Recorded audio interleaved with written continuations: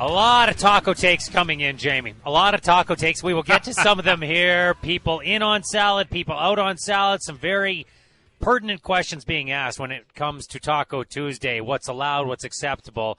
I am far more inclusive than you, but we can get to those in just one second. Right.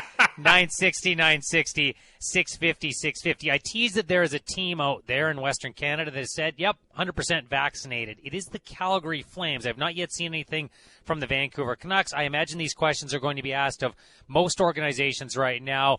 We heard Mitch Marner, as you talked about earlier, say 100% vaccinated. Kyle Dubas said, yep, we intend to be 100% vaccinated. He said that last week. Marner echoed that today. You saw the Carolina Hurricanes put out a social media post. Flyers GM Chuck Fletcher says the team will be fully vaccinated for the start of the season. Quote, we're basically there now. And Eric Francis reporting that when Flames camp opens next Wednesday, 100% vaccinated as well. And you really do get the sense, don't you, Scotty? I mean, already you ran down the list that we've heard just today, just this morning, right, from around the NHL. You do get the sense that it's going to be a lot more of the same over the next couple of days as teams start to, get back into action here, as training camps start to open up. I think we're going to be hearing a lot of similar announcements, and from teams that aren't in a position to make that announcement, I think I wouldn't be surprised to see some public pressure applied on the holdouts as well, given what it could mean as a competitive disadvantage this year. Agree with that wholeheartedly, and likely you won't hear too many people talking about that. I don't know if it will leak out. We wondered that aloud, Jamie, when the rules came in, a couple weeks ago, 2 or 3 weeks ago, and the NHL came down. Elliot Friedman reported it, and then we saw what the edict looked like. Hey, here's the deal if you're vaccinated. Here's the deal if you're not. It's going to be tough on you, and many of you may not be allowed to cross the border. We said, are there going to be any high-profile holdouts? Is there going to be an NHL version of Cole Beasley? Given what hockey has been and what we consider quote-unquote hockey culture, I doubt that you're going to see it. I still feel that way, even though there may be some holdouts. I'm not sure you're going to see those holdouts take their fight or their stance public unless somebody else finds out about it first. Well, and just look where we are already with the rates compared to where we were at the equivalent time of the NFL calendar, right? I mean, we're already seeing teams come out and say 100% vaccinated. We're already hearing, for the league as a whole, it could be as high as 95% plus that of players that have already been fully vaccinated, and that's pre-training camp. That's before they've, had the chance to be back in town and see what life as an unvaccinated player would look like. And you just go back to the NFL calendar. I mean, it was much, much, much lower before training camps kicked in, before the preseason really got going, right? And then we saw the number ramp up significantly. So I think it's just going to be a much more difficult environment because of hockey culture, what you said as well, Scotty, because of where the rates already are, because of the rules, everything. It's going to be much, much harder to take that kind of stand and to be as public and forceful about it as a guy like Cole Beasley or Kirk Cousins or Lamar Jackson have been. We're only 9 or 10 days away from camps opening around the National Hockey League. Some will open Wednesday next week. Some will open on Thursday. And, Jamie, there are still some high-profile players who are not signed. That is well known by Vancouver Canucks fans. And as has been pointed out by many, look, you're not alone. There are some other people out there. Interesting report today from Michael Russo, who covers the Minnesota Wild for The Athletic. He is certainly one of the standards there, and he breaks news all the time. His latest report, Jamie, says negotiations between Kirill Kaprizov and the Minnesota Wild have hit a snag. And to put this in context, Bill Guerin, according to Russo, and we've watched his reporting, Bill Guerin has said for quite some time, look, this isn't a big deal. Things are in a good place. We're going to get there. The way that Russo portrays it in his latest piece is that there's a little bit of a sense of frustration and that impasse is too strong of a word, but the Wild really feel like they've put their best foot forward here, and so far it's fallen on deaf ears as far as a signature is concerned. Yeah, and the quote that probably stands out the most is from Guerin saying there are going to be some obstacles, and that's from, as Russo says, an exasperated-sounding Guerin on Monday night. So, yeah, it's an admission at the very least that not everything is going smoothly. And the interesting thing with Kaprizov's situation is because he's in Russia, it's not as if, okay, you put pen to paper and then you're on the ice the next day with your team, right? There's the matter of the work visa. There's a matter of getting to Minnesota, and that brings, COVID-19 quarantine period as well before you can get into the team's facility. So I think that's probably the bigger source of frustration, is that they've let it get to a point where, even if they even if they somehow reach a deal today, he's probably not going to be there for day one of training camp. Now, that's not the biggest deal in the world, but they've let the timeline there get to a point where, okay, he's going to miss some team activities here, and that's probably not ideal. I don't know what term is being offered by the Minnesota Wild, and Russo didn't seem to know either. He said there's a variety of terms, but basically he said this: the Wild's offer is believed to start with a 9. Yeah. Like 9 point what, 9.0, whatever. And he pointed out in his article, hey, here are the wingers in the National Hockey League that make $9 million or more. And Jeff Skinner is the anomaly on the list. We all know how bad that contract is and that it's nowhere near the value. Artemi Panarin's at the top. He's an 11.6 hit, followed closely by Mitch Marner, Patrick Kane, Jamie Benn, Nikita Kucherov, Mark Stone, Alex Ovechkin, and Mikko Rantanen rounding out the group. Obviously, I mentioned Skinner there as well. None of those players outside of Rantanen were signing this early, and none of those players were signing after so little work in the National Hockey League, which, again, isn't everything, because Kaprizov, he's done his thing in the KHL. He's done his thing internationally with the Russians at the 2018 Olympics as well. Scored the clinching goal there to win a gold medal. It's not as though there's no hockey to base this on. It's just that there's not as much NHL hockey to base it on. So if that is true, if the Minnesota Wild have offered him something that has a 9 in front of it, I can understand the frustration that it hasn't been signed. Yep. Oh, absolutely. He has 55 games in the NHL, right? And they were a dynamic, exciting 55 games in the NHL, but it's still an incredibly small sample size to be guaranteeing that kind of salary to a player, right? Like, you can understand why that would make the Minnesota Wild pretty nervous, despite the track record, the long track record he has in the in the KHL, I should say. I will say, like, if you're a Minnesota Wild fan looking for reasons to be optimistic about that, Bill Guerin also said at another point in the article, look, we're close. Like, we're very close, actually, here. The numbers we're exchanging are close. It's just sometimes that last little bit can be the most difficult thing to get through. And you would think, maybe from the outside looking in, if we knew the exact numbers they were talking about, we might look at it and say, oh, come on, if you're that close, how can you not do a deal? But for whatever reason, both sides just dig in a little bit. But I will say, when you are very, very close, things can change in a hurry, right? It only takes one phone call, one text between the general manager and the agent, or even one phone call from the player to the agent saying, you know what, I want to get over there. Let's just get this done. And things can change very, very fast if the margin of difference here is as small as Guerin kind of hints at in the article. There's another article out there today. It's by Bruce Garriock in Ottawa, saying that he believes there's been a Thomas Chabot contract put in front of Brady Tkachuk. And if you're searching your memory, you can't remember what the Chabot contract looks like. That was an 8x8 deal.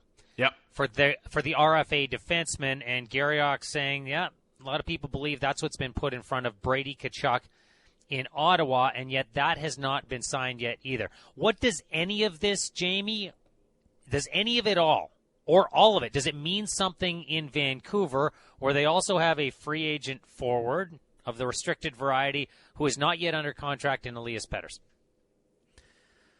I'm not sure it does mean all of that much, because I don't look at Kaprizov as a real comparable for Elias Pettersson, and I don't really look at Brady Tkachuk as a comparable either, just based on the fact that they play on the wing and Elias Pettersson plays center, right? And then with Kaprizov, you have the entire other situation of, okay, you're judging him partly on what he's done in one NHL season, but you're also taking into account everything he did in Europe in the KHL as a pro as well. So I think the situations are different enough that I wouldn't read too much into it. Now, obviously there are some similarities in the situations, right? Which is that, hey, training camp starts next week and we would really like to have these guys under contract and it's coming down to the wire. But I'm not sure I see a direct comparison between the two situations.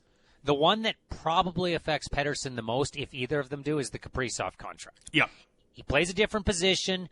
He's older, but This is a guy who won a Calder Trophy as well. And the reason I say it affects it is that if you're Elias Pettersson's camp, you probably want to wait for as much information as possible, and you're hoping that number goes as high as possible so that your ask can be as high as possible as well back to the Vancouver Canucks. But what makes Vancouver's situation so interesting, and I also agree that it's different, and if I'm the Canucks, I'm looking at it saying, that doesn't affect us. That guy's talked about going to play in the KHL, which isn't going to happen with Elias Pettersson, and he doesn't have the same body of work. He's a winger, so that situation has nothing to do. If I'm the Canucks, that's what I'm saying. But if I'm CAA and I'm the agent for Elias Pettersson, I'm saying, no, this affects it. We want to see what guys like this are getting paid, and we think our player's actually more valuable to your operation overall. Well, and you always get into this situation. Sorry, Scott, you get into the situation with RFAs when there's multiple ones sitting there, right? That probably Brady Tkachuk is thinking the same thing, right? Hey, I want to see what Kaprizov gets. I want to see what where the market is set, and Kaprizov might be looking at Tkachuk and Pettersson thinking the same thing, right? I want to see what those guys get before I, make a final kind of ask to Minnesota. And so where it gets complicated in Vancouver, as we've laid out a number of times, is that every dollar that Elias Pettersson or Quinn Hughes takes means, at least for the time being, $1 out of the other's pocket. Vancouver can exceed the salary cap by a certain amount, but if you've been paying attention to this story all along, Vancouver's got between $15 and $16 million for this season to get these two players under contract. And so it has likely led to a bridge for at least one, if not both, of these particular players, and that differs from the other situation as well. I think Kaprizov affects it a little bit. I don't think Tkachuk affects it whatsoever unless he smashes one out of the park, and then if you're looking at term and you're Elias Pettersson, which most people don't believe he is, that he's looking for something a little bit shorter, then all of a sudden you go, well, hold on a second. If they're paying Brady Tkachuk this, let's have a conversation. Yeah, but I don't get the sense that Brady Tkachuk is going to smash one out of the park. Just knowing that franchise and that organization in Ottawa, I don't think they're interested in setting a new high water mark for an RFA winger coming off his ELC. West End Mike says Kaprizov's 55 NHL games were also only played against LA, Arizona, San Jose, Anaheim. Obviously, a few more teams than that. He performed well against Vegas. He played against Colorado, but I understand your point. It's in a very different environment. Very different environment. Good point. Jamie says the next text is Pettersson in Vancouver to avoid any delays. I don't have a locator on him, but I believe Elias Pettersson is in the Lower Mainland right now. Is he not? We might be able to get confirmation from our op, Chris Faber, on that, but that was my understanding. I stand to be corrected there, though. Faves, do you have an IG update for us? Let me follow Elias Pettersson. Let me get to the IG right now. You know what? I would say I haven't seen a story in a couple days. So I haven't seen a story from Pettersson in a couple days, but maybe 2 or 3 days ago I did see him in Sweden. Oh, he was in Sweden. Okay, right. Thank you very much. All right. There you go. Got to get the paperwork in order and everything, but we will see when he arrives in the Lower Mainland. Scott Rentoul, it's Jamie Dodd, Chris Faber, Opping, Rajesh Shergill producing the show today. Keep those texts coming in. We talked about the NFL game off the top, Jamie. We focused a lot on the Raiders. I did say I wanted to get to Lamar Jackson at some point of the program. That point is now. Lamar Jackson did some more Lamar Jackson things last night, and it wasn't just with his feet. Those are the ones that grab most of the attention. They got some last night. He made some great throws last night. He made a great throw to put the Ravens in what looked to be positioned to win the football game. They kicked what many thought was going to be the game-winning field goal, only to see the Raiders charge back down the field, tie things up, and send it to overtime. It always seems to be the same thing with Lamar Jackson. No matter how many highlights he produces, fantasy points he puts up, it comes back to this one talking point. Can he improve more as a passer? Do you believe he can? How much do you believe he needs to improve as a passer? I think he can improve as a passer, and I do think he needs to. Not by a lot. He doesn't have to completely revolutionize himself as a passer, but I do think he needs to get better. There were moments in that game where he did not look comfortable in the pocket. Now, I will say a major caveat is the offensive line didn't have a good night. And we talked earlier in the program, Scotty, about how good the Vegas Raiders defensive line was, and especially Max Crosby and Yannick Ngakoue getting after Lamar Jackson. They were fantastic. But, Lamar, theoretically, as a very, very mobile quarterback, he should be able to cope with that pocket collapsing a little bit. And I thought there were times where he just didn't look sharp. He didn't make good throws Those are the kinds of things you would like to see him clean up. He's still, this whole idea of, oh, teams have figured him out, and now that the tape is out, you're gonna shut down Lamar Jackson. No, you're not, because he's such a dynamic runner, and he had a couple of runs last night that really just got you out of your seat, where it looked like he was going to be tackled, and then all of a sudden it's a 20-yard carry going the other way. But I do think that he's still missing throws that you want your franchise quarterback to be hitting on a regular basis, and I think we saw that again last night. Yeah, I agree. And in overtime, Mark Andrews didn't help him out. That's a ball he needs to hang on to, given the payday they just gave him. But it was the next play where I said, that's where I want to see a little more improvement. That next play, Lamar Jackson, the pocket's starting to collapse around him. He has an opportunity to step up and to his right. And even if he chooses not to do that, he's got a stick route there in the middle of the field. And it's there, and it's within his vision, and he doesn't throw it. And that has often been the complaint with Lamar Jackson as a passer as well. It's not always the, hey, what type of football does he throw? Does he put the right touch on it in right situations? It's, does he hold on to the ball too long? Does he wait just a little bit longer because he has the arm strength to make some throws that other guys do not? He has the escapability where he can hang in there and do Houdini-like things that other players in this league can't do. That's the part that I want to see an improvement in. I'm with you. I believe he is capable of getting there. I'm a Lamar Jackson fan. I would love to be able to go to a game and see him play live. I would sign up for that any day of the week. But that's where I want to see the improvement. Yes, and there is legitimate room for improvement. And this is not about, I think we're on the same page on this, Scotty. This is not about, you hear people saying, Lamar Jackson can't do enough in the pocket, they'll never win with him. No, I don't believe that for a second. With the other abilities that he has, and it's not as if he's a terrible passer. He can make some really impressive throws. As you said, he showed that even last night when he didn't have his best game. But I also think you still see those moments where, whether it's just a little off on a pretty basic throw and doesn't give his target a chance to make a play, or it's leaving a play on the field for whatever reason, if he doesn't see it, if he just chooses not to make the play, if it's not responding when the pocket is collapsing a little bit. There's just those moments where, to take that next step, you'd like to see him be a little bit more consistent and clean it up a little bit. I think he has the talent. I clearly think he has the talent. And frankly, even if he doesn't improve, he can still give the team a really good chance to win week in, week out. But there is that room for improvement still. The guy on the other side of the ball missed a bunch of throws last night too. But we know what Derek Carr is, and we don't think that there's a higher ceiling for Derek Carr. Like, we know the range of what Derek Carr is going to be in the National Football League. And obviously, if Lamar Jackson can take one or two steps, it's outrageous, some of the things he'd be able to do. And Derek Carr, he's just never going to get that. Doesn't mean you can't win with Derek Carr. Doesn't mean that you'll never win playoff games, anything like that. But we know what the ceiling is for the player. It's just baked in, right? You just expect those sorts of plays forever from Derek Carr because we've seen them consistently, right? Okay, yeah, he's going to miss receivers. He's going to have Darren Waller pretty wide open. He's going to throw it behind him. That's going to happen with Derek Carr. And I guess, you could argue, well, maybe we should just be expecting that with Lamar Jackson. But because of his physical gifts, I think we're always going to feel like the ceiling is so much higher, and that he has the ability to get at least closer to that ceiling even than he is right now. We're going to talk a little bit of football, some baseball as well. We'll head down to the Emerald City next and hook up with Ian Furness, our good buddy from Seattle, right here on Rintoul and Sermon with Jamie Dodd. We've got listeners canvassing their coworkers, Jamie, taking a straw poll on the job site to find out if taco salad qualifies for Taco Tuesday. As it should. Hey, as it should. Take the real questions, the ones that matter, to the listeners, to the people on the street. Minor Matt reporting that there are 3 yays, that qualifies, yes, and eight nays saying no, it does not. I do need to know if Minor Matt presented it with, look, we're not talking taco salad without some sort of tortilla element to it. You either have tortilla chips or perhaps you have the hard tortilla.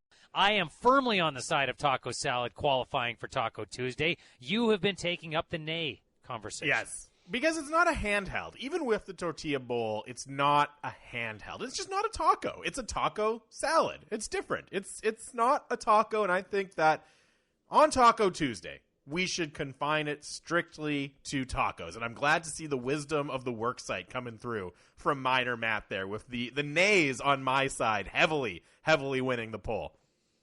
Jamie Dodd, not inclusive is what I'm hearing. That's East right. Van That's Tommy. right. That's East my. Van. I would say that's my brand, Scotty. So you heard me get Donovan Bennett to waffle and come around to my way of thinking if it's served in a taco bowl. You heard him come around on that. East Van Tommy says if you need a utensil to eat it, it's not a taco. My counter to Tommy is, okay, but what if we're doing this with tortilla chips and that is your utensil? It's almost like an incredible nacho. I'm not going to call it a nacho because it's still a taco salad, Jamie, but if you're using the tortilla chips to lift that food into your trap, I think that is part of the argument against what East Van Tommy is saying. Well, no, but then it's more of a dip. Like, to me, that's a dip. Not a if dip. you're using the chip, but it's getting closer to a dip. It's taking it almost out of the taco range and getting it more into the dip range if you're talking about using a chip to eat it with. Sparky says take a broken taco shell because there's always at least one in the box. He's talking about the hard taco shells. Toast that and crumble it onto your taco salad. Now that's a deconstructed taco. All of the components are there, says Sparky. We have Josh in Chestermere in the Calgary inbox 960 says it's a deconstructed taco, but it's still 100% taco. I liked Donovan's response to that argument. Yeah, a pile of bricks, you can call it a deconstructed house, but it's not a house. We know what a house is, and a deconstructed taco is not a taco. It's just a bunch of ingredients. Well, I didn't mean to put holes into Donovan's argument at the time. I had to challenge him on the taco bowl element of this conversation, but a house is just not bricks, Jamie. There are many more elements involved. Yes. And as you would agree, it's not just a taco shell that we're talking about here. We're talking about an entire taco.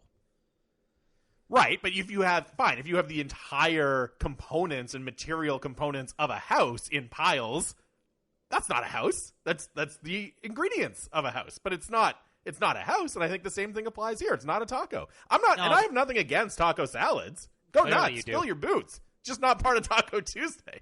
Oh, it's part of Taco Tuesday. I want to get to this one from Travis in Calgary. He says, we just made tacos for our wedding on the long weekend. 180 people, about 700 tacos. I almost burned down my house making the chicken, but the tacos were the bomb, though. That's awesome. That's a very good taco story. That's a great meal to serve at a wedding as well. I love it. Thinking a little outside the box. Who wouldn't be excited to show up and chow down on some tacos there? We knew this was going to be the major talking point of the show today when we invite our good friend from Seattle, Ian Furness. He's on KJR 1 to 3 in the afternoon, Q13 Sports as well, and he joins us here today. Ian, on this fine Taco Tuesday, how are you today? I'm good, fellas. Good afternoon. Good morning, I guess. All right. Answer the pressing question of the day. Does taco salad qualify on Taco Tuesday? Oh, boy. All right. Luckily, I don't know what side I'm taking here. But, yeah, I would say yes because it's the first word in taco salad is taco, correct? Yes, sir. All right. So it's taco meat. I think because you're trying to distinguish between what is a taco and defining what a taco is. That's hard because there's the hard shell corn tortilla taco. There's the soft, burrito style taco, and what differentiates a burrito from a taco, right? Usually it's beans, but you can put beans in a taco, but then you could just have what you would call a bowl, a taco bowl, or AKA a taco salad. So, yeah, all-inclusive, I think. That is a well-constructed argument. Yeah, I was on the other side of things. I said, no, I'm not counting a taco salad in Taco Tuesday. And one of my arguments was, if your buddy invites you, hey, we're going to do Taco Tuesday, come on over, and you get there and he serves you a taco salad, I think there's going to be an element of disappointment because you were expecting the genuine article. So maybe I'm just a traditionalist on this topic, but I would exclude taco salads from the Taco Tuesday domain. First of all, you're finding a new friend because what kind of, unsophisticated Neanderthal would at least give you the option of hard shell tortilla or just a bowl / salad? I mean, you got to find a new friend at that point, man. Great great arguments coming from Ian Furness. I expected nothing less. It's why I invite him on this program. Let's talk about what's going on down in Seattle right now. As you can imagine, north of the border, and yes, certainly in the city in which I reside, there are some Mariners fans, but you know how many people across Canada love the Toronto Blue Jays. You're reminded of it every time the Jays and Mariners play a series in your city in better times and people are allowed to cross the border. Where are people at on the Mariners right now in Seattle and their push for the postseason? They're okay. The crowds aren't great. I don't think that they really – it's weird. If they were, like, leading the division and making a playoff push in that regard, I think it'd be one thing. But instead it's, they're in that group of, what is it, 6 teams for 2 spots, basically. And, playing that musical chairs game. And I just think that there's – and rightfully so, because of history, there's no belief that they're actually going to win it and get there. I would say that the enthusiasm is tempered a little bit. The excitement level is tepid. So it's not what you would expect or hope for, but also when you haven't been in the postseason in 20 years, you're 2 out with 18 left. You lost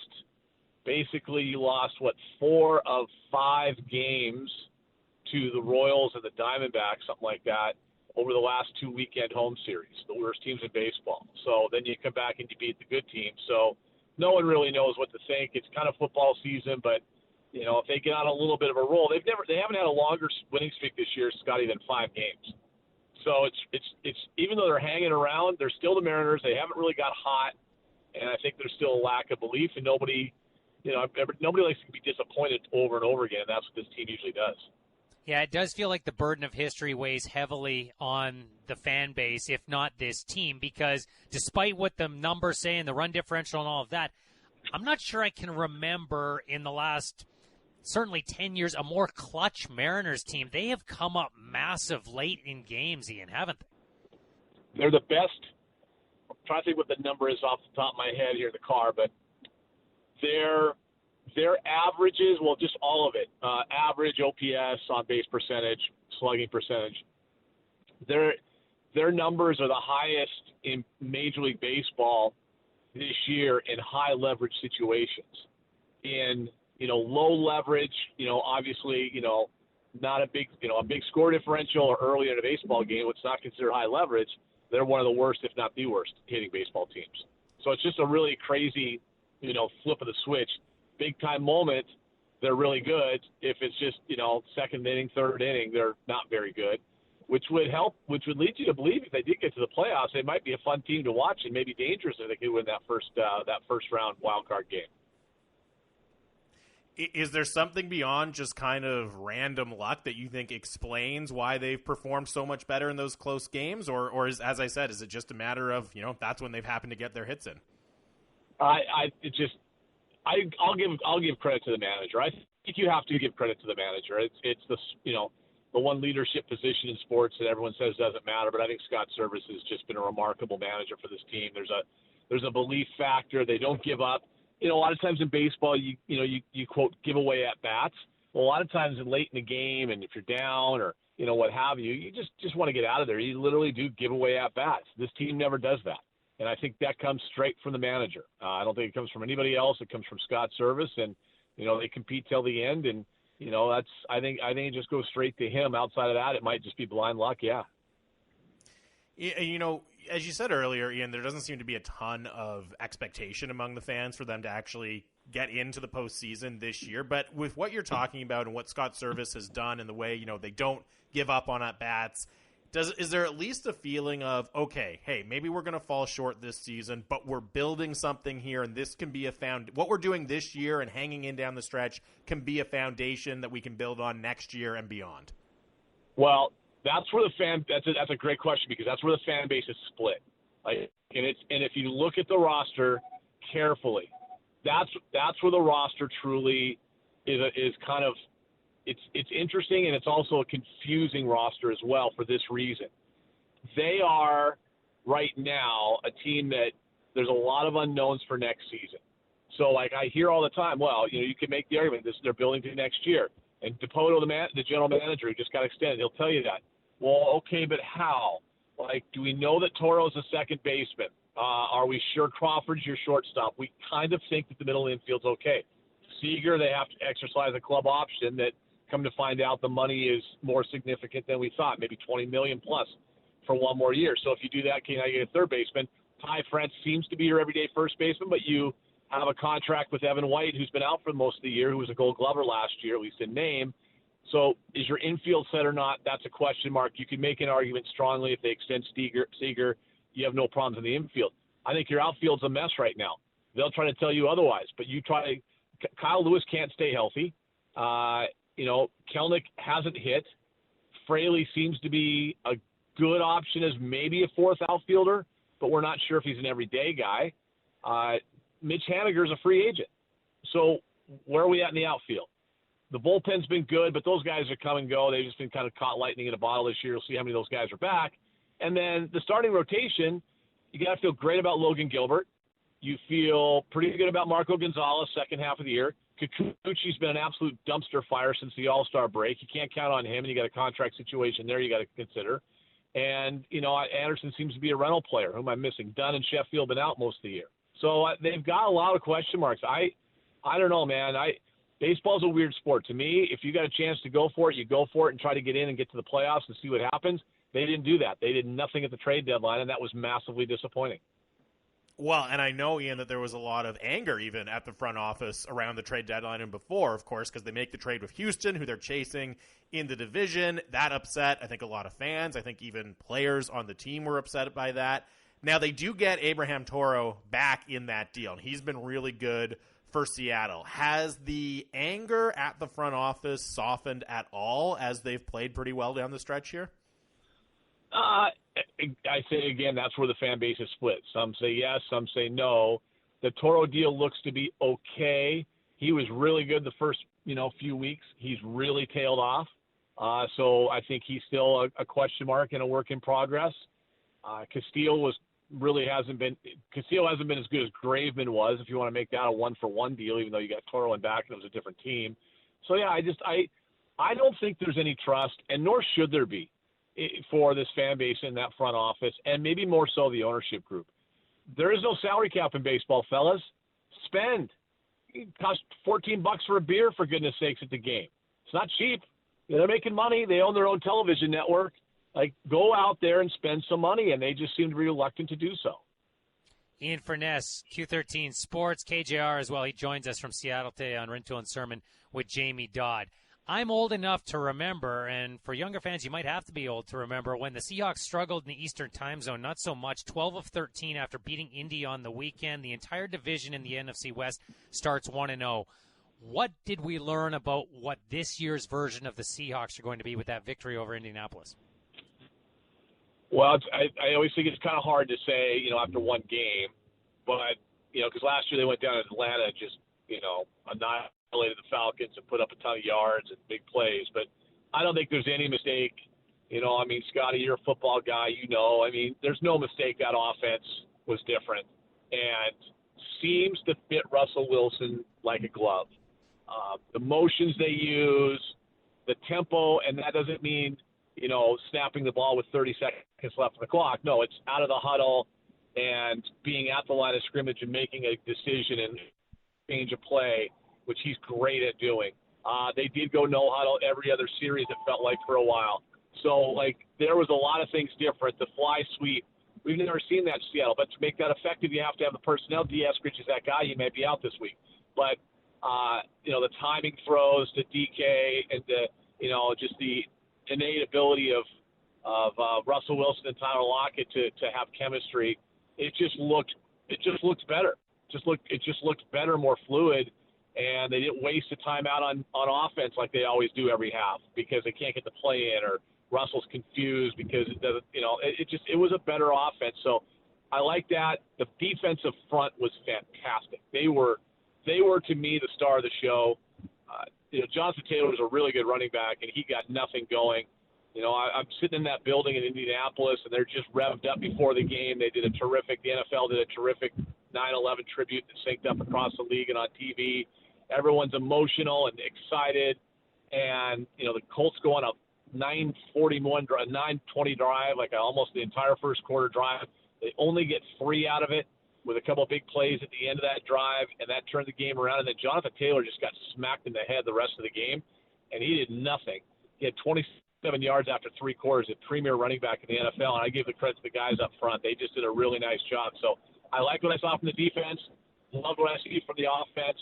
It's one game, but, it's one game that may be a better telltale sign than the one game last year in Atlanta to start the year.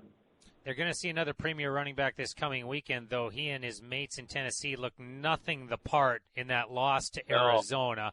Home opener for the Seattle Seahawks. We can get to what the anticipation for that is, given there was nobody in the building last year in just a second. But back to that offense for a second, and I agree with you about the defensive front. That was the start of the game, and Russell Wilson was great. He looked so in control of that offense. Gerald Everett's a name you didn't mention. He's not going to get most of the headlines, but how important a factor do you think he may play for that offense this year?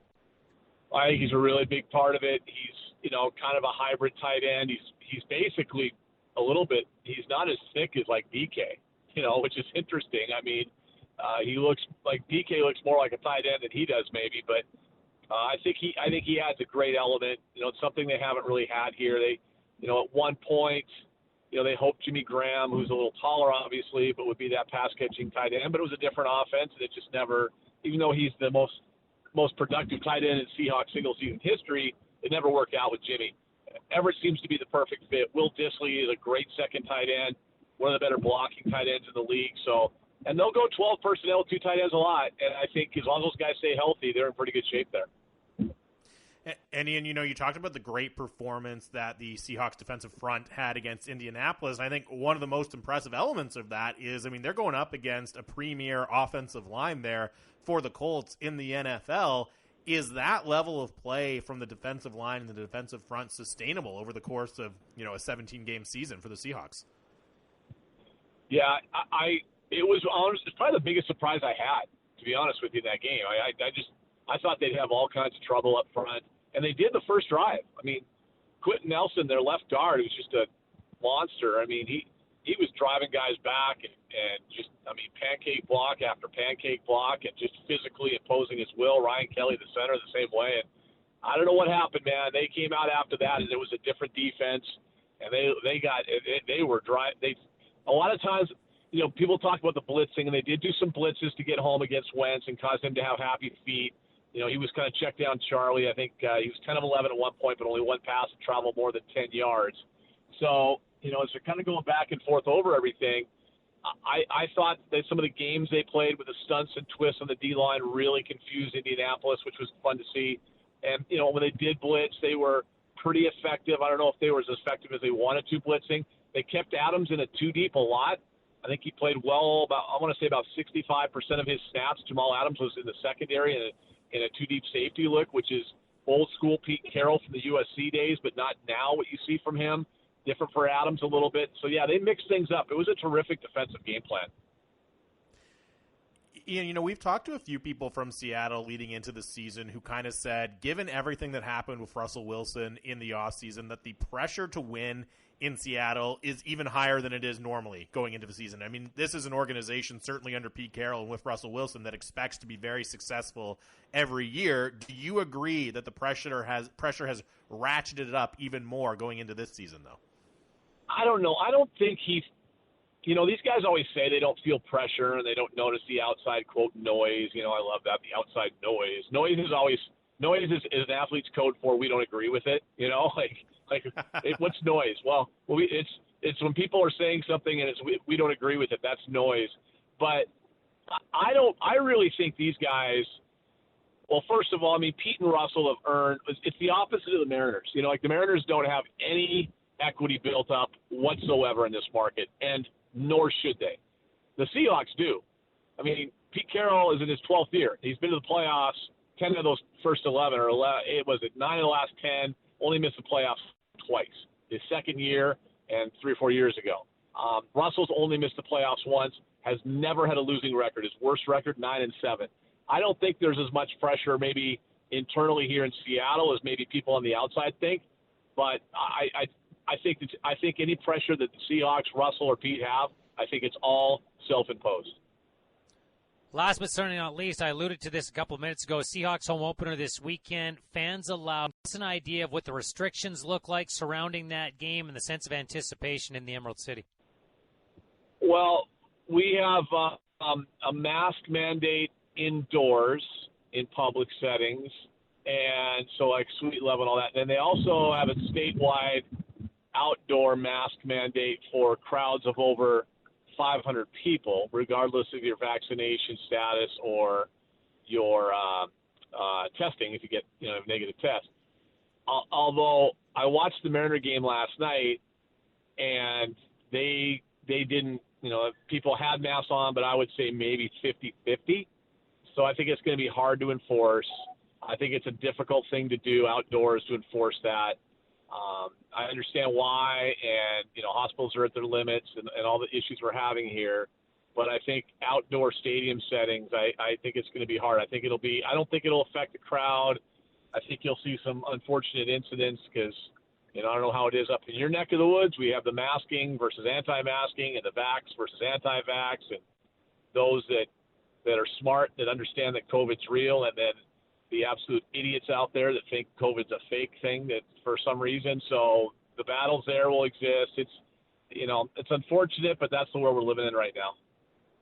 I'm not going to ask you about your alma mater's football coach because I want you to be in a good mood going into the afternoon, Ian. So thank you very much for your time today. I look forward to doing this soon, and I promise you the next time we have this conversation, it will involve hockey talk. Okay, that sounds fine. And, I'll just add that, the aforementioned idiots, that would my football coach at Wazoo would fall into that category of idiot. But yes. Yep. Thank you. Bye, Ian. See you, boys.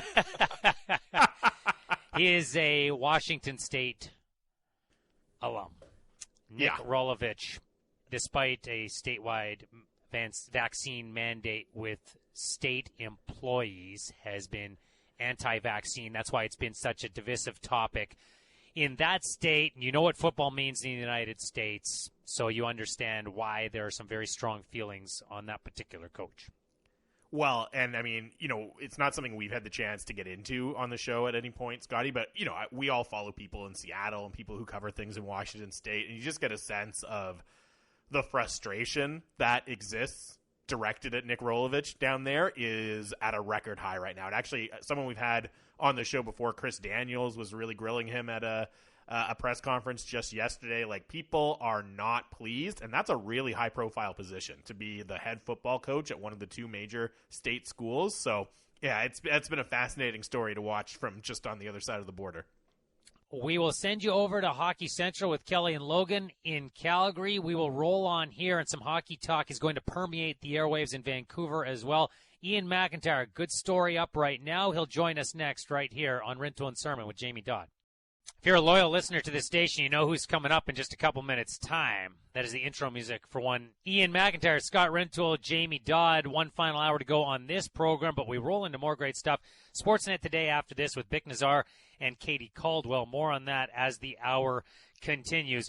Jamie, I don't know how closely you follow soccer overseas, but I'm led to believe that Manchester United has a lot of people that follow that team and care about it a lot.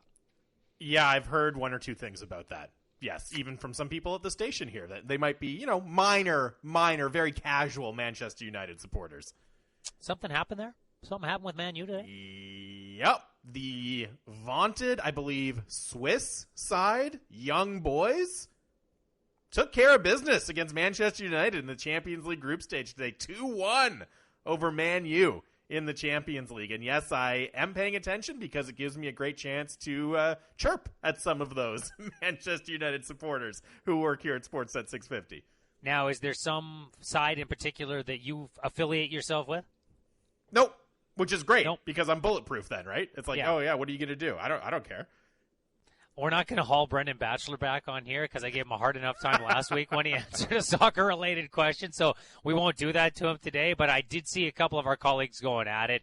Randeep, who is an Arsenal supporter, and things aren't great for his club right now, he was taking shots, and Batch was replying. And you know what it's like when your team loses a big game and you're taking all of the bullets at the time? You just want to fire right back and anything and everything. You're just so mad about it. It's really difficult as a sports fan to just sit there and take it. Like, your team loses a big game, and fans of a team that are not doing as well come at you, and the thing you want to do first and foremost, which is what they really want, is for you to fire back so that the conversation continues. It's the most difficult thing in the world as a sports fan to not actually go on about it and to actually take your lumps.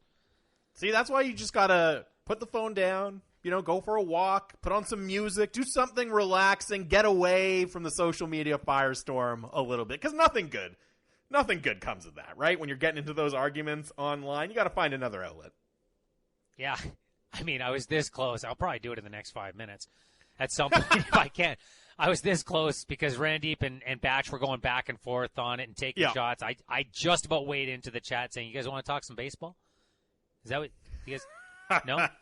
Randeep is a Yankees fan, so a little bit of salvation for him yesterday when it looked like the Yankees were going to blow another game. They were down 5-0, so it's not exactly blowing it, but they are a much better outfit than the Minnesota Twins. Batch is a Red Sox fan, and as you may have noticed, Jamie, things not going particularly well for that team. No, it's I can actually confirm, because I saw them on the weekend, that both Randeep and Batch are shaking in their boots at the thought of what the Toronto Blue Jays are doing right now. Not a lot of optimism to go around on the baseball side for those two. No, nor should there be. And with the way the Red Sox started, you understand why there was so much. And the Yankees, the way they're built, everybody just assumed that's the team to beat. Tampa Bay will take a little step back this season. Got rid of Blake Snell. The sell-off begins. They'll be competitive, but not what they were last year in going to the World Series in a truncated season. Not so much. Best team in the AL, and yet the Jays dusted them too. What a heater the Toronto Blue Jays are on. We'll tee up for that a little bit later on in the hour. We are going to turn our attention to hockey here momentarily. Ian McIntyre, as mentioned, is going to join us here. He's got a good piece up on Thatcher Demko right now. I heard Justin Bourne on the morning show today with Halford and Bruff say, like, Thatcher Demko, there's a case to be made. He might be one of the best goalies, bar none, in the National Hockey League this season. And I don't think he was suggesting it's Andrei Vasilevsky territory, but he's that highly thought of in NHL circles right now that he could make that jump. Well, that's it, right? It's not that he's there right now, but he feels like he has a chance to jump into that kind of echelon. And I know the guys on the People Show yesterday afternoon were kind of having this discussion. Okay, which Canucks players could plausibly get into the, top 10 conversation at their position in the NHL, right? Okay, maybe Pettersson does if he has a great year, maybe Quinn Hughes, but Demko might have the strongest case of anyone, and he might have the easiest path. Not that it's easy per se, but you know what I mean. He might have the most direct path to truly being considered one of the elite goalies in the NHL. Ian McIntyre has a great piece on him. We'll talk about that and much more as he joins us here today. Ian, thank you very much for doing this. How are you? I'm doing very well. What's this wet gray stuff outside? I hear it's rain. Yeah, I hear it's rain. We've had a pretty nice run here overall, although it's been raining at night and sunny in the days. Yeah, well, that's nice. It's nice. That's a nice combination. We have had a pretty good run. I can't remember, and I know people don't want to hear me talk about the weather, but I can't remember, and I've lived my whole life here, where it's not just like we had a nice summer, but it's hard to remember what last winter felt like, because that's how good spring was. Like April, May, June, that just felt fantastic too. But it feels, school's back in. My kids are at university, and now it feels like school weather. It really does. And the heat wave this summer probably made it difficult on your garden. How did it fare this summer? Well, the tomatoes actually liked it, Scott, and thank you very much for asking. The well-being of my garden is never far from the forefront of my mind. But things did dry out a little bit. Some of the other veggies, not so good, but that's probably my fault for not watering as regularly as I should. But the tomatoes and basil, they love the heat, and they go well together, like you guys on a show. Thank you. That's very nice. I'm wondering Scotty's if you a made ginger, though, so I'm not sure if he loves the heat like the tomatoes do. Maybe Faber is the bocconcini. Yes, I was about to say if you were going to make a caprese salad, but you've already answered that question. Are you a Man U supporter, by the way? No, I'm not. Okay, I am not. I didn't know if but we had to get you into know what? that here. I don't. I'm not one of these guys. I have a couple of teams I like more than others, but I don't pay attention enough to have the moral authority to hate anybody else's team. It used to be. I used to devote more time and energy to it, but no. So Man United, what do you want to talk about? Man United. Well, they got upset in Champions Renault, League today. Oh, okay. I didn't see that. By the Swiss Young Boys. By whom? Swiss Young Boys. Oh. See, you're not that mature. You're not that mature yet.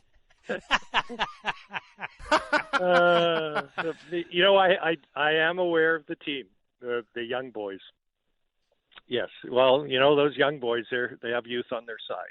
They certainly do. Ian McIntyre joining us here today. Sportsnet's Triple Threat was on Rinto and Sermon with Jamie Dodd.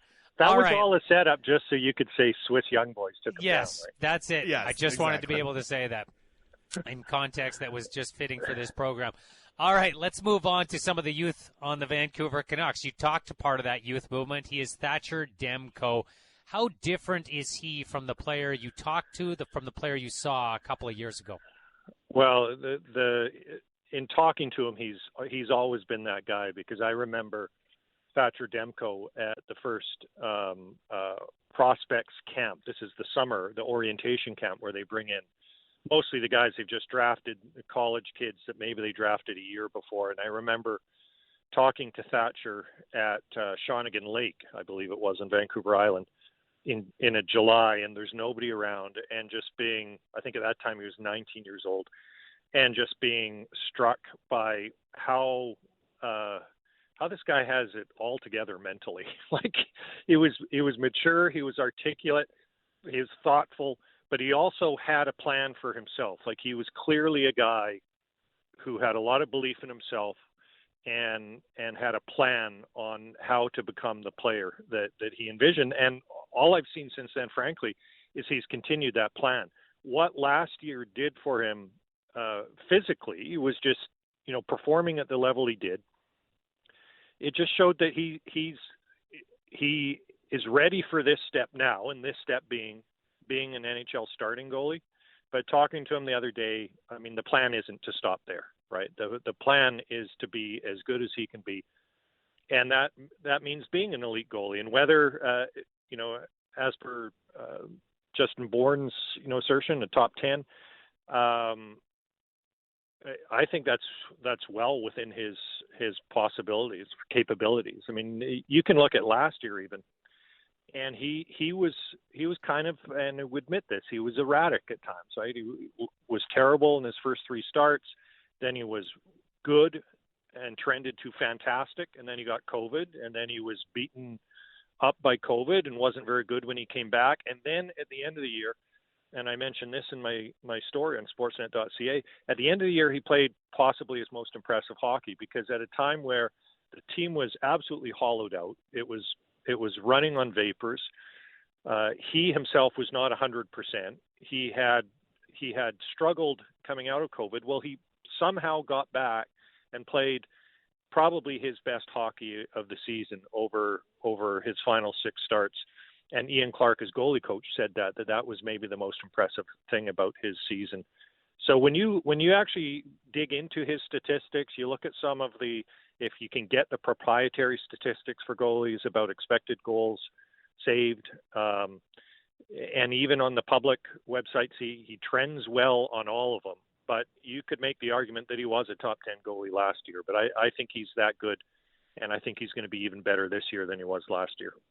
The other thing that strikes me about reading your piece with Demko is the way he's speaking like more as one of the leaders of this team. And that's been a topic in Vancouver for the last couple of years. Some of the leadership that's here to shepherd the young players into that role. I'm not saying you get rid of all the vets or anything like that.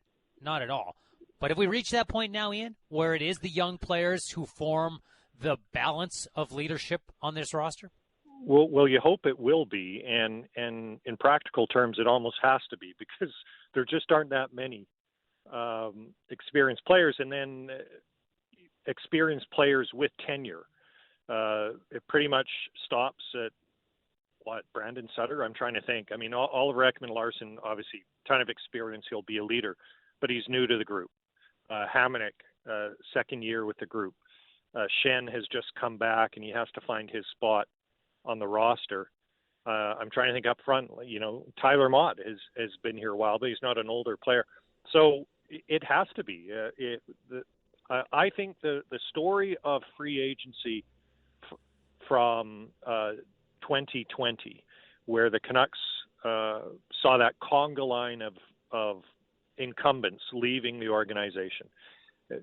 I've said before, I think the biggest mistake the Canucks made in that wasn't necessarily matching contracts to keep Chris Tanev and Jacob Markstrom and Troy Stecher, but it was underestimating the impact that losing them would have on the culture of the team. And culture is another word for leadership. And so there was a void after that, and I think it's really important that people like Thatcher Demko, Brock Besser, who, believe it or not, is the fourth longest tenured player now on the Canucks, and of course Pettersson and Hughes in time. It's really important for these guys to step forward and yes, take those reins of leadership, because they're going to be driving the team on the ice. And there aren't a lot of experienced older players left, especially ones who have been around long enough to speak up in the dressing room. So it is important. And I found it interesting that he said that as well when I asked him about what he's trying to accomplish this year. He talked about consistency on the ice and maybe taking more of a leadership position off of it. Well, and Ian, when you talk about leadership with the Canucks, of course, you have to talk about the captain, Bo Horvat, as well. And, he's another player that all of a sudden he's one of the longest tenured players with the team. He's, 26, so not even particularly young by NHL standards anymore. And I know you had the chance to chat with him last week, I believe it was, and he had some comments about encouraging everyone to get vaccinated. It really does seem like he has fully embraced and completely grown into being the captain and being the kind of first among equals as leaders on this team. Yeah, and the interesting thing now that we're pivoting from Demko to Horvat is he had that same aura, and a lot more people saw it because he was in the NHL at 19. But he was an old soul when he was 19 and has always brought a maturity to the game, even when he was a young player. And he's although he's a young man, you're right, he's not a young player anymore. 7 seasons. Going into number 8, he's the longest serving Canuck now. And he has always, I think, embraced the idea of leading from the front. He's not, and there aren't many really loud-spoken guys. I think one of the misconceptions that people outside of a hockey team, or probably any sports team for that matter, have is about leadership, is they think it's always the loudest voice and compelling speeches and at times physical confrontation, which is ridiculous. Like, nobody grabs a teammate, by the shirt to get him to play better. But it has everything to do with how you conduct yourself, not just during games, but how you conduct yourself in practice. How are you when you arrive at the rink? What kind of attitude do you have? What kind of training did you do in the off season? And Horvat has always had that. So it doesn't surprise me that he has evolved and is evolving into the leader that he is. He has always wanted that responsibility and certainly doesn't shy away from it. And I love the fact that he will kind of get out of his lane at times, like he did with me last week, where he said he wasn't telling anyone what to do, but he said he hopes all his teammates get vaccinated because it's just better for everybody. It's better health-wise. It's better for how the team operates, how it travels, how the players can be together on the road. It just makes sense on so many levels. I'm glad he said what he did. Well, I agree with you, and I think it reflects, he sees the role not just as leading the hockey team, but being a leader in the community as well. And he's in such a high-profile position in Vancouver and British Columbia that there's a lot of truth to that, and I agree with you. It's great to see him embrace it.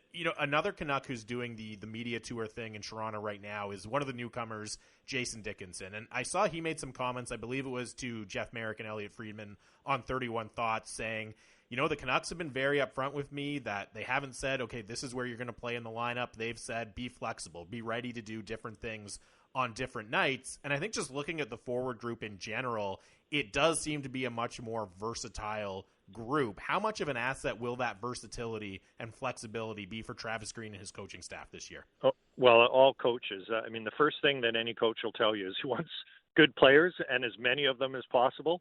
And then beyond that, he wants versatility. He wants options. He wants a choice to play a guy, in Travis's case, like Jason Dixon. He can play the third line center, but who says he can't play first line wing? And when I say that, I'm not projecting him to be a 30-goal scorer if he plays with Elias Pettersson and Brock Besser. But he certainly has, seeing him last week at UBC, he has a ton of speed and size and skill. And he can keep up with those guys. And if he adds some physicality and an element of grit and size to a top six line, then that's great. Personally, I think third line center has been such a big black hole for this team that, they now have a guy who can do that. Let's try it and see. But I know that Travis isn't wed to this idea that Dickinson has to be quote unquote a matchup center, that he can play him farther up the lineup. Of course, if you play him on the wing, maybe you play JT Miller at center. I think the options the Canucks have, and then you have guys who can play either wing as well, which is important. And you even have guys, say even somebody like Nils Höglander, who showed last season a real defensive awareness. So you can play him against good players, or if you have a line that you're matching against the other team's best line, but you can also play him in an offensive role. Connor Garland, great skill, and I think is going to be a really good player with this team, especially with the opportunity he's going to be given and the belief that the organization is showing in him already that he didn't feel in Arizona. I think he's going to be great, but there's more to his toolbox than just contributing offense. He does a lot more. So he's another guy. You can play him in different ways. And so often it seemed in recent years, when Travis Green had to look for his third line center or his first line winger, I mean, it was by default. He had no choices. And sometimes the only choice he had wasn't a great one. Right now, with everybody healthy and supposing that everyone's in camp and signed and vaccinated, they have more options, I think, than they've had probably any time since the team was broken up after the last Stanley Cup. They have at front. I'm not talking about defense. We all know they still have issues there, but up front, this is the deepest, most talented, most versatile group they've had since the remnants of the Cup final team was dispersed. As the old saying goes, deadlines spur action. There is a soft deadline in the middle of next week. That is because training camp starts in the middle of next week for the Vancouver Canucks. If you're a betting man, are Elias Pettersson and Quinn Hughes suited up for the first practice of training camp? That is an excellent question, Scotty. It's a no-brainer if you're going to say here for the start of the season. I don't know if they're going to be there for the first practice at training camp. Brock Besser was not. Bo Horvat was, barely. They signed Horvat during the Young Stars tournament in Penticton, so he was ready to go. Like I think it was 2 days later at camp, or 3 days later camp started. I'm going to say yes, but I'm going to qualify it and say I could be wrong, although everybody knows that because it's me. I just think they've had so long to have a kick at this, and neither side has divulged much at all about what the negotiations have been. But at this point, I think it's safe to assume they've talked about long-term deals. They've gone short-term. They've gone medium-term, which is kind of a new thing that we've seen with franchise players, where maybe a guy doesn't sign for 7 or 8 years. Maybe he signs for 5 years. We just saw, Thatcher Demko, 5-year contract. I think they've talked about those. And to be Captain Obvious here, nothing has gained traction. They haven't been able to figure anything out. So I think by this stage, they're probably looking at, okay, what works just to get them signed and have them in. and those are probably bridge deals. And then you take another run at this in 2 or 3 years. I think that's reading the tea leaves. I think that's where it's going. But the fact that, there's no deal, and here we are, second week of September, and the Canucks have money. They don't have enough money to do 2 long-term deals, but they have enough money to do 1 plus a bridge.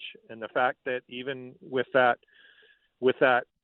flexibility the Canucks have financially, which they didn't have when the offseason began, there is still no deal in place for these guys. So it wouldn't surprise me if it goes a little while longer. I sure hope they're there for training camp. This question may surprise you, but I know you'll be convicted one way or the other. It is Taco Tuesday. Does taco salad qualify for Taco Tuesday? No, of course not. Of course not. Yes, thank you, Ian. Thank you. It's a salad. It's not what a taco. What is wrong with you? It's a deconstructed salad. taco. Which is another way of saying not a taco. When you say, my let me ask goodness. you this, Scotty. When somebody says Yes. taco to you, what's the first ingredient you think of in taco? The taco The meat. taco. No, the taco you're- meat, you're- Ian. You're lying. You're lying. I'm That's not the lying. first thing. No The taco question shell I'm thinking the taco or meat. wrap. But meat is generic. You're saying just generally you'll think about chicken or pork or beef or The shrimp. next thing you're going to tell me is that you're a hard taco guy. Not since I was a kid. No, I'm soft. I'm tortilla wrap guy. Oh, so now you're probably saying a burrito qualifies, but a taco salad doesn't. Like, this is what you're telling me now? Good point. Good point. Thank you. But taco salad is not taco. The only way it's taco is that it's called a taco salad. It's not a taco. Don't be taco ridiculous. chips could be a You're gonna taco bowl that it's served in. I have many ways to deconstruct your argument here. I've been doing this all morning. You're going to have to go to Eddie Lack for the definitive word on this. We'll find out later today, perhaps. Maybe he will be on with the People Show and answer that question. I thank you very much, sir, for your comments on Young Boys, taco salad, and, of course, the Vancouver Canucks when we can mix that in as well. The young boys are probably celebrating with tacos right now, but the real thing, not just the salad, not just the filling, the actual shells. Thank you, Ian. See you guys. That is Ian McIntyre. He agrees with you, Jamie. We've had a real split vote in the inbox today. So I think on guests, I'm 2 for 3, right? Donovan and IMAC on my side. Well, Donovan was kind of half and half. You started to break him down at the end there. So maybe it's 1.5 to 1.5 so far. I don't know. And if I had more time, I'd have another convert in McIntyre. I can tell you that. My wife will tell you, I just won't stop arguing at times. I sometimes just feel the need to be stubborn. I know that's going to come as a surprise to many. We started that interview with talking about the big loss for Man U that a lot of people are fretting over. That is nowhere near the biggest loss today. We'll tell you what is next right here on Rintoul and Sermon with Jamie Dodd. Burt Reynolds. That's not my name. Okay. Turd Ferguson. Yeah, what do you want? You buzzed in. No, I didn't. Yes, you did. Yeah, well, that's your opinion. There is suddenly the late Norm Macdonald. Rest in peace to the Canadian comedic legend, I believe. He was so funny. That's part of one of the recurring Saturday Night Live characters he had as Burt Reynolds, or in that case, Turd Ferguson. We find out today, Jamie, that at the age of 61, sadly, Norm Ferguson has left us after a private and lengthy battle with cancer.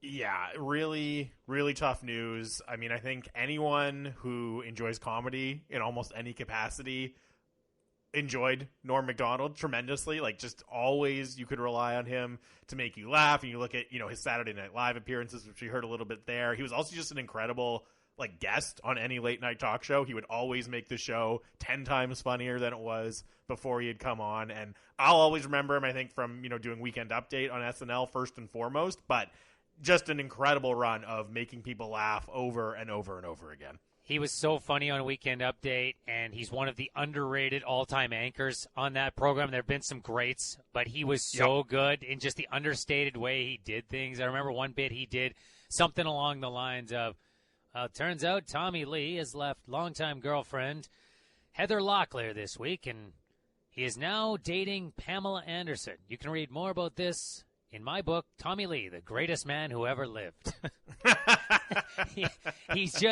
He was awesome on that. He was, I think, underappreciated for just his cameos in some of the Sandler movies. I'm a huge Billy Madison fan because that, to me, is Adam Sandler at his rawest. Yep. It's not the best movie of the bunch, but it's the one that makes me laugh the bunch. And he was just one of Billy's drunk friends by the pool, and he was massive.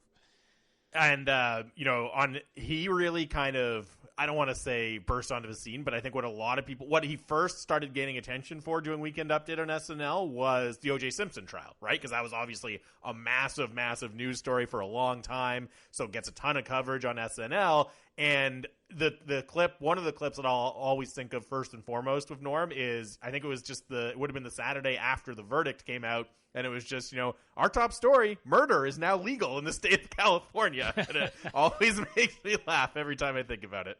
Apparently, I called him Norm Ferguson. I meant to say Turd Ferguson as well as that character. I mixed up his real name with his character's persona there when he was doing the Burt Reynolds skit. Thanks for those who are keeping us accountable here on the program today. And the other thing about Norm, he wasn't afraid to be edgy before other people. And not that he's the first edgy comedian, and he's not the edgiest comedian of all time either. But you have to remember this clip we're going to play for you in a second is from 1998. Now, this is a type of joke that would have made 10 years later, 15 years later. There are not a lot of people, certainly in this setting, that would have been willing to make this joke while hosting the ESPYs in 1998. Have a listen. And there's Charles Woodson. How about that? Huh? What a season he had.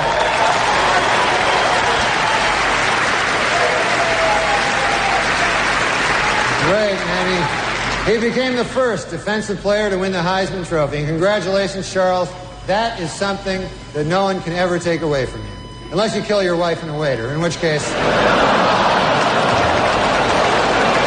bets are off. Just a word of advice. There weren't a lot of people making that joke in a mainstream environment in 1998, Jamie, about O.J. Simpson. Nope, there wasn't. But that was for a long time. He was kind of known as the guy who would go there about OJ, right? Like, he gained a lot of fans and a lot of attention for being willing to go there.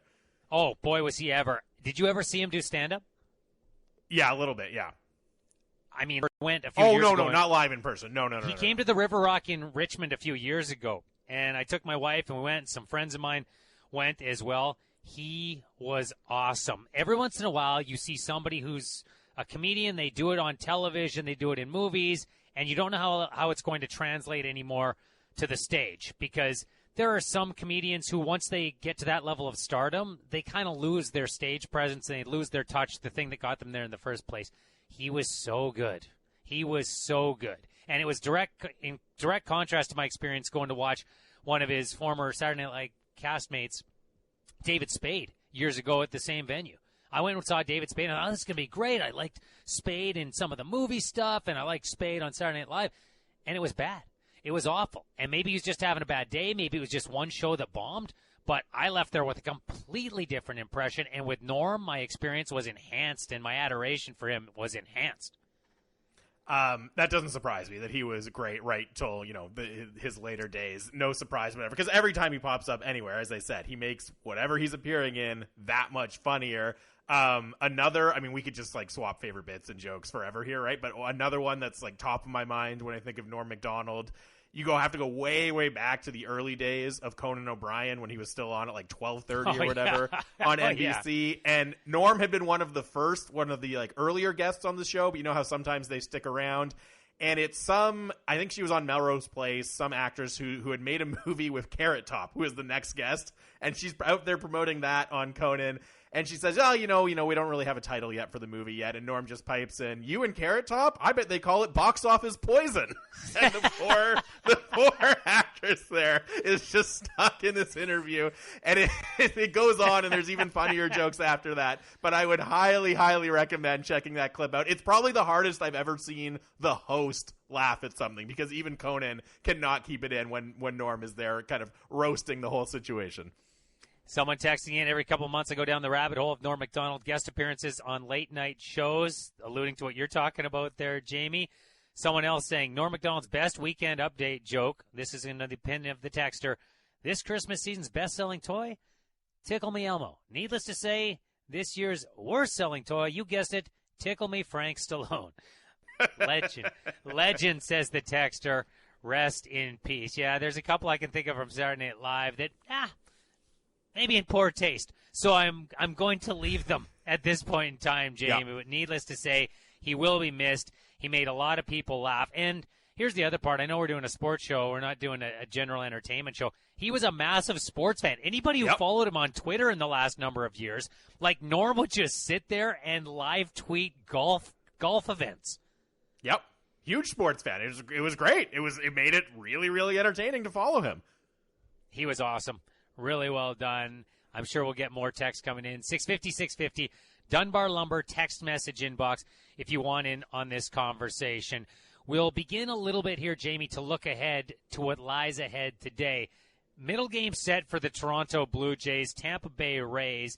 The Toronto Blue Jays, and I think maybe by virtue of doing what they did, it's only one game. It's only one game, but they've reached this point with this run and how much belief the fan base seems to have in this group that they're not afraid of anybody. Is that fair to say? It certainly feels like that, right? And I mean, if you tuned into the broadcast last night, I mean, you heard about the struggles that they've had against Ryan Yarbrough, right? And they did not struggle against him. That was the Rays starting pitcher. They didn't struggle against him at all last night. And he's been one of the guys who's kind of been their kryptonite over the years in this season, or even earlier this season. So I don't think they should be afraid of anyone. Why would you be when you're, hitting the way they are right now? I said it before, and I don't think it's a revelatory take. If they get into the postseason, at this point they should. And if they get through the wild card, which is basically a coin flip, the way they're going, if they continue on this hot streak, they'll be favored in that game, Jamie. But we know anything can happen in a one-off. You can just have a bad day at the plate. You can have your pitcher, who's your ace, just struggle a little bit, and it's over before you even go. So we all know that. If they get into the main portion of the playoffs, they do hold the title of the team nobody wants to play. Like, nobody wants to play this team the way it's going right now. No, 100% not. No, and that's not just, the Red Sox and Yankees who want no part of them and don't want to be part of a wild card game against them. I'm sure there are White Sox fans. I'm sure there are Astros fans who look at this and say, man, I do not want to be involved in that in a divisional series. The Rays, I don't want to be involved in that in a divisional series. They are that hot right now, and no part of it feels like a fluke. Like, obviously, there's a certain amount of luck to go on this kind of tear where you're hitting it like this over a span of 2 or 3 weeks. That's not sustainable. I get that. But you also just look at the lineup and what Donovan Bennett said earlier on our show, right? There's not a lot of weak spots in the lineup at this point. There's not a lot of weak spots in the rotation. The bullpen, still a question mark. It's been a little better, but you just look at the lineup and you look at the starting rotation, they have the talent to back up what they're doing here. Yes, they do. And it's fun. I worry a little bit about elements of the pitching staff right now. The concern primarily has been with the bullpen, and for very good reason with the number of games that they blew. Count me among those who's somewhat worried about Hyunjin Ryu, I should say, Jamie. I worry a little bit about the fatigue here late in the season. We're not talking about an overpowering pitcher, obviously. He's a guy who needs to pitch rather than just throw. We saw last year in the playoff game that he pitched, like 2 miles an hour off of his top end makes a world of difference. If he can't hit his top end of his fastball, which is low 90s, if he's not doing that, it's trouble for him. And so I worry about the arm fatigue with him. It's not as though they don't have other options. I was thoroughly encouraged by what I saw from Alek Manoah last night. Robbie Ray has been great this season. Starting pitching has been the type of strength that nobody thought they were going to have this year. I do worry about Ryu a little bit at this point. It's fair. The other thing, though, is, you go back to the start of the year, right? And Ryu was the clear-cut number one ace. You need him to be fantastic. Now, all of a sudden, if you're in a wild card game, is he the fourth choice to take the mound, right? Like, Robbie Ray is clearly number one. Then it's probably Barrios, then I think you would have to have Manoah ahead of Ryu at this point right now. Now, maybe not because Ryu's a veteran, Manoah's so young, but I think you could plausibly make the argument that, Ryu would be way down there as your kind of fourth choice to take the mound. So it's worrisome from a sense of, hey, this guy was supposed to be your ace, and you don't 100% feel like you can rely on him. But the flip side of it is, hey, at least these other guys have stepped up, and you feel really good about Robbie Ray and others right now. They look to make it, 13-1 in the month of September if they're able to beat Tampa Bay and win this series before the conclusion. I told you yesterday going into this series, they did enough this weekend and they've done enough in putting themselves in a good spot that even if they were only to get 1 of 3, it wouldn't feel like the end of the world with what they have left on their schedule. I still feel the same way. It's baseball, so I'm going to temper my expectations accordingly, but there's not that same fear right now with the Tampa Bay Rays. Hey, they're on a hot streak. Everything feels good. This isn't going to continue hitting at over 331 and crushing home runs every single night. I'm not sure it's going to just all of a sudden fall off a cliff, though, either. No, I don't think it's going to go back to, the middle of August when they couldn't buy a hit and they were having trouble just putting 1 or 2 runs on the board a night. I don't think we're going to see that. It'll level off, but, as I was saying, the talent level in this lineup, even leveling off, they're still going to be incredibly dangerous, and they're going to be very, very scary for opposing pitching staffs. Home cooking makes a difference, man. They are 11 games over 500 at Rogers Center this year. Prior to getting there, and anybody who's followed this team knows the trials and tribulations. They started in Florida, then they were playing in Buffalo. They were 500. Like, for a team that has been as good as they have been overall this year, being 500 at quote-unquote home, that's not good enough. It was the lowest. I remember at one point, Jamie, it was the worst home record of any team over 500 in the American League, just on the balance of the schedule. They've gotten back to Rogers Center. It has served them well, 18-7 there so far, and they have 11 of their final 18 games at home this season. Man, you think of what a difference that might make for a wild card game, just with the way this team is built and with the firepower they bring and the type of ballpark that is for hitters.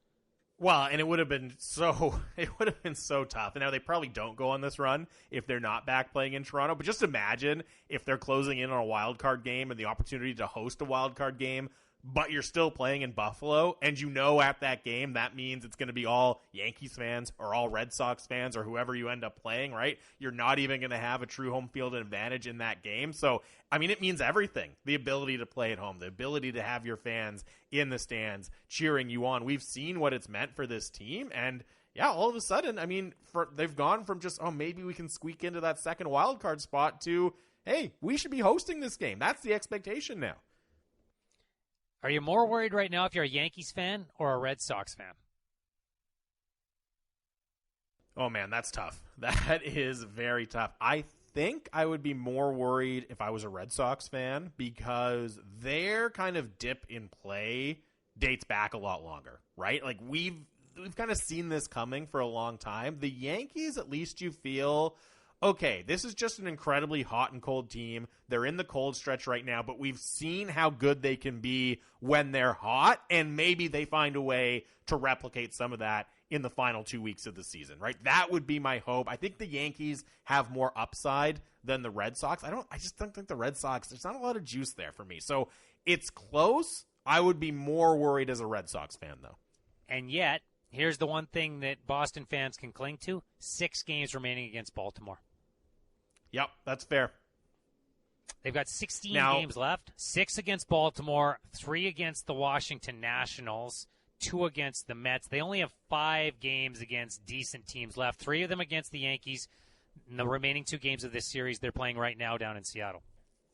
Now, the flip side of that is with the Yankees, they do still have this series against the Jays, right? Now, you could look at that and say, oh, man, we have to play the Jays again the way they're going right now. We want no part of that. I understand that, but you can also look at it and say, hey, at least we have a chance to make up ground against the team we're chasing, right? And Boston doesn't have that opportunity anymore. They're done their season series, with the Red Sox. The Yankees do still have a chance to go head-to-head with the Jays. That's a double-edged sword, as I understand. It means you're playing a good team down the stretch as well, but maybe it gives you a chance to make up some ground in kind of a last-ditch effort.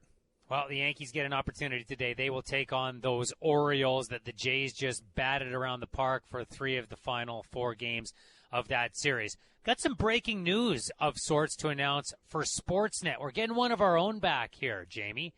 Cabral Richards is returning to Canada. He's been working in Vegas, doing the gambling thing in Vegas, some different streaming programming that he's been working on for the last few years. I just saw him make the announcement here in the last number of minutes on Twitter. He is betting on Sportsnet. In fact, he's going to be doing the gambling thing for our network. I've always found him amusing. I like how creative he's been as a broadcaster over the years. This is a very good news situation for Canadian viewers.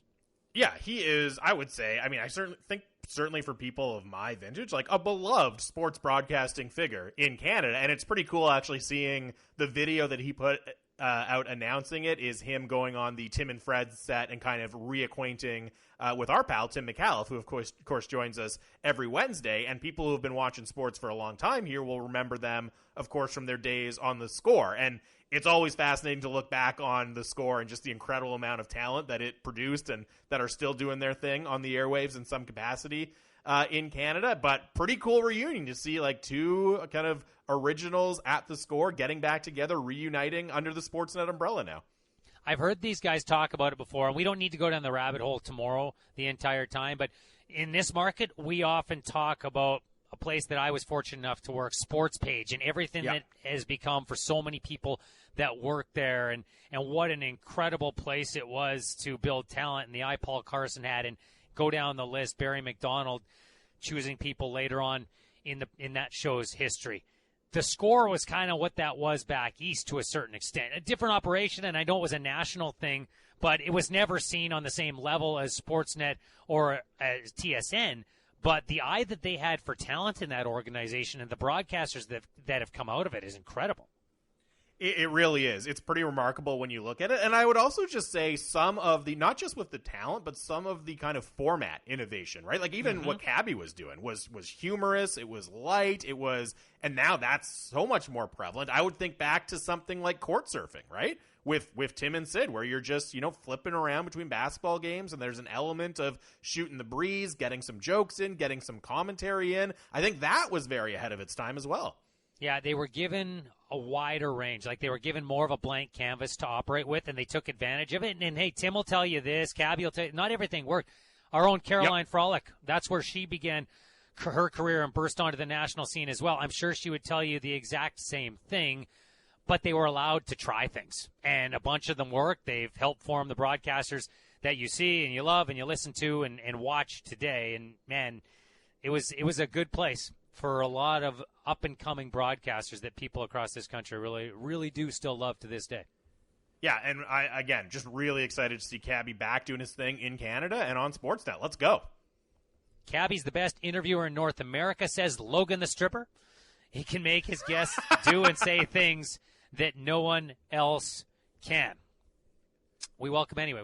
Unlike you and your taco salad take, I am inclusive. Everybody welcome on this program. You're very inclusive of our listeners. You're just not inclusive of taco salad here today. No, I draw the line at taco salad. We are going to turn things over to Sportsnet today. Jamie and I will be back at 9 a.m. tomorrow morning. Big shout-out to Chris Faber, who was on his own, did a great job opping today. Big ups to you back at Mission Control. Raja Shurgill, another fine program that you organized today, is the producer of this show. We're going to leave you with a little bit of humor from Norm Macdonald. Rest in peace to a Canadian comedic legend. This was also from that ESPYs broadcast. We will talk to you tomorrow morning. Well, how about them Winter Olympics? They're finally underway, so we've got a lot of great stuff to look forward to the next 2 weeks, like hockey and, just hockey, really.